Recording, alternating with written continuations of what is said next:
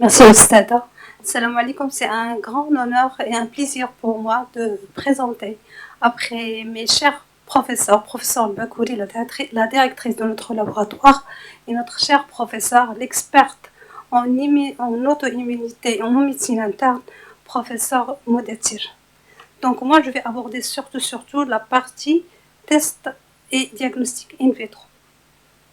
Je vais essayer de suivre le plan suivant. Je vais commencer par une introduction. Par la suite, je vais présenter les principaux techniques et les principaux auto-anticorps. Pour l'introduction, je vais faire juste un rappel. D'ailleurs, professeur Moutatir, il a bien expliqué ça, ce algorithme de diagnostic, mais je vais juste faire un petit rappel.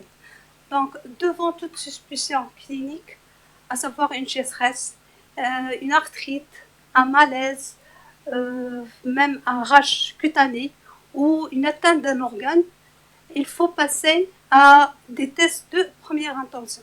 Ces tests de première intention qui se font au laboratoire de biologie médicale, ils sont subdivisés à plusieurs catégories. Il y a ceux qui vont évaluer l'inflammation, à savoir la CRP et l'ABS, d'autres qui vont voir tout ce qui est hémato, principalement la NFS pour chercher une anémie, une leucopénie ou une thrombopénie.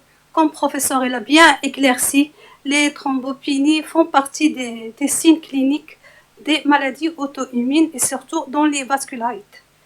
Donc, il y a d'autres tests biochimiques tels que le CPK, la glycémie, l'immunologie globale, c'est l'électrophorèse des protides. Et même au niveau des urines, il y a des marqueurs de première intention qui vont nous orienter vers la recherche de l'auto-immunité, à savoir la protéinurie et l'hématurie. Par la suite, si on suspecte une dysrégulation immunitaire ou un problème inflammatoire, il faut passer à des tests plus spécifiques, à savoir les tests immunologiques de dépistage. Ces tests de dépistage sont surtout, on commence toujours par les anti-ANA, les facteurs rhumatoïdes et les anti-CCP. Et après, nous avons deux cas de figure. Soit on a ANA positif, et ce qui va nous indiquer ou nous orienter vers des maladies systémiques, ou les ANA sont négatifs, et dans ce cas, c'est l'auto-immunité spécifique d'organes.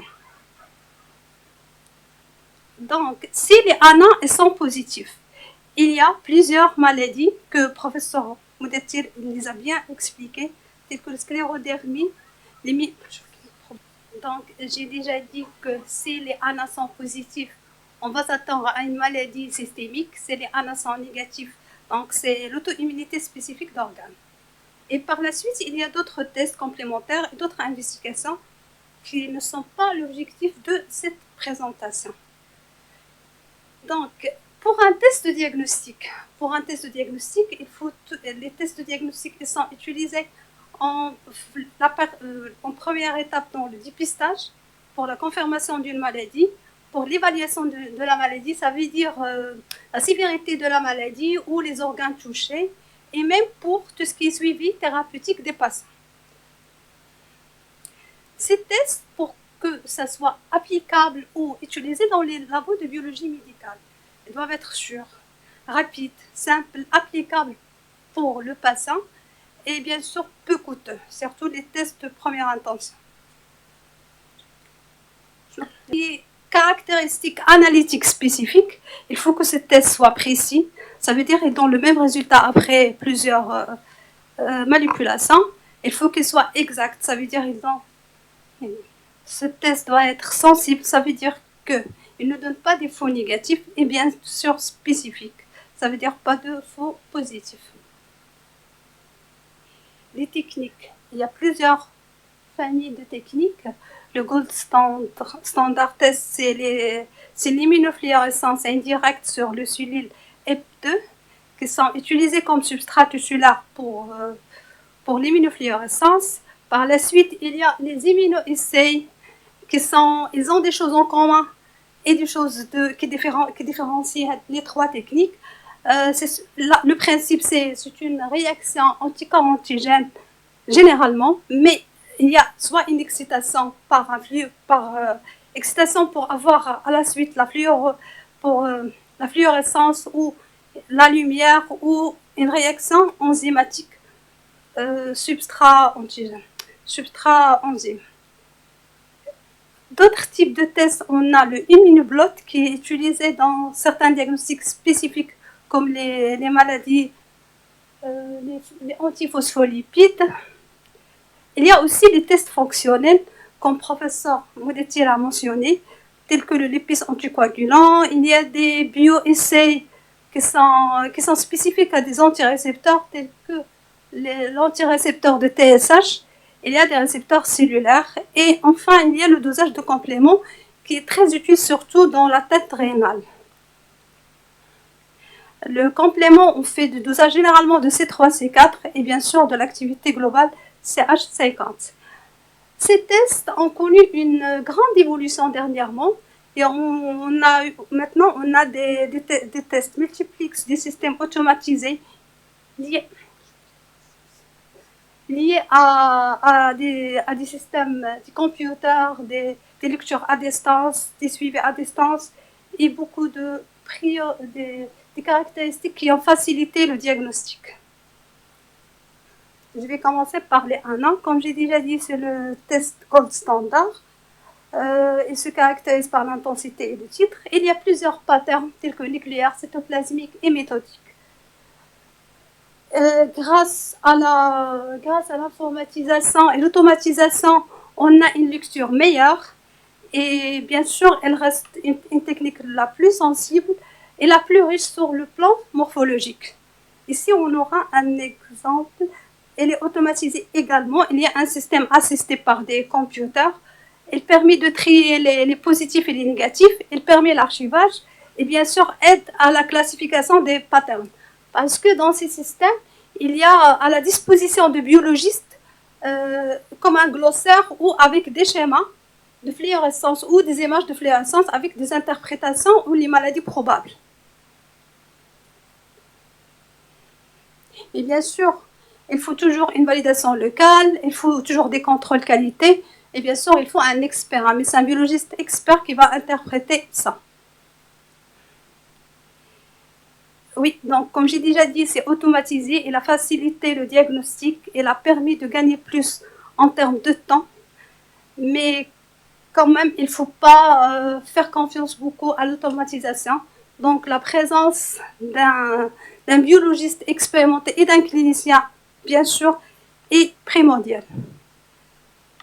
Pour les étapes de l'immunofluorescence, on a des cellules sur lesquelles il y a un antigène qui est adhéré. Par la suite, on ajoute le sérum du patient qui va adhérer à l'antigène au niveau des cellules EP2.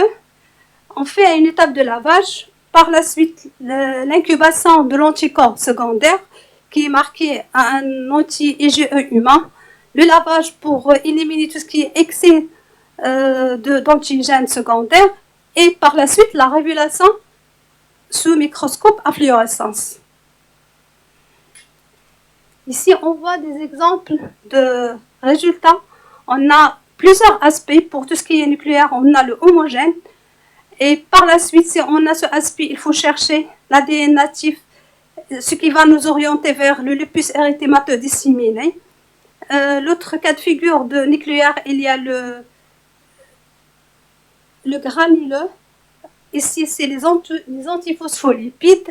Et il y a plusieurs maladies à chercher, telles que le sclérodome systémique et les myosites. Par la suite, il y a le nucléaire moucheté. Et c'est les connectivites mixtes. Aussi, il y a d'autres aspects au niveau cellulaire, mais cette fois, c'est au niveau des nucléosomes nucléaires. Et également, il y a un profil cytoplasmique. Si vous voyez ici, au niveau du noyau, c'est noir, on ne voit rien, mais au périphérie, il y a une fluorescence. Et le négatif, bien sûr, il n'y a pas de fluorescence, mais quand même, l'état négatif, il y a une fluorescence basique qui peut interférer et pour cela, il faut faire attention. Par la suite, il y a les immunoassays en phase solide. Ils sont, comme j'ai déjà dit, ils se basent sur la réaction anticorps-antigène, mais la manière de révélation, elles sont différentes. La première technique, elle est fluoro-enzymatique. La deuxième, elle se passe sur la chimiluminescence, ça veut dire la détection de la lumière. Elles sont automatisées, elles sont rapides, elles sont standardisées et elles ont une bonne spécificité. Les limites, ils ne couvrent pas tous les antigènes et pour chaque test, tu dois passer un test spécifique, un kit spécifique. Bien sûr, la qualité ou la rentabilité de test ou la spécificité, elle dépend de la calibrage et bien sûr de la qualité de fabrication. En pratique, elles permettent une excellente confirmation, étude pour les stratégies parallèles, mais ils ne peuvent pas remplacer l'IF. Ici, c'est un schéma qui résume la différence entre tout ce qui est FEIA et la chimiluminescence. Si vous voyez ici, c'est toujours une réaction anticorps-antigène. Par la suite, il y a le conjugué et le lavage et la révélation, il diffère. Ici, c'est la détection après une stimulation par des UV à 30-60 nanomètres. On a ici une fluorescence et ici, c'est la lumière. C'est ça la différence, et surtout au niveau de la révélation. L'ELISA, c'est la technique standard la plus ancienne en immunoessai. Le même principe, mais à la fin, c'est une réaction anticorps-antigène. Et qui donne après une coloration qui va donner plusieurs DO. Si la DO est très élevée, donc le test il est positif. Si le DO il est intermédiaire, il faut refaire le test ovicateur. Et si la DO elle est vraiment faible, c'est un test négatif. Bien sûr, l'ELISA, il y a plusieurs types d'ELISA. Il y a l'ELISA direct, l'ELISA indirect, l'ELISA sandwich et l'ELISA compétitif. Les avantages, il est très sensible, il est quantitatif, il est automatisé. Les limites, il y a le risque de faux positifs surtout. Le immunoblot, il est surtout utile pour les anticorps, pour les protéines solubles, les ANA. Il permet le diagnostic des myosites, sclérodermes, des maladies hépatiques auto-immunes. Les avantages, c'est une lecture pluriparamétrique parce qu'on voit, on a à la fin le résultat pour plusieurs auto-anticorps. C'est un profilage rapide parce qu'on fait la jonction de plusieurs auto-anticorps à la fois et il permet une meilleure densité d'informations. Ici sont les étapes de blot. Cette étape elle se fait au niveau de la fabrication du test. Ici, c'est juste le principe. La première des choses, c'est d'appliquer des antigènes ou de déposer des antigènes qui vont se fixer sur la membrane. Par la suite, au niveau de laboratoire, on rajoute le sérum et plusieurs lavages. Par la suite, l'anticorps secondaire et lavage à nouveau et révélation. Le résultat serait des spots en fonction de la présence ou non de l'un des antigènes.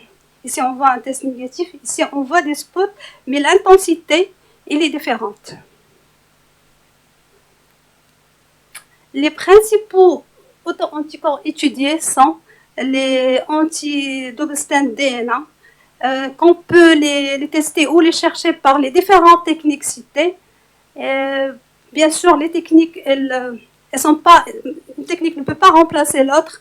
Ça dépend de l'anticorps ciblé, ça dépend de la spécificité et la sensibilité de la technique. Il faut choisir l'un des techniques.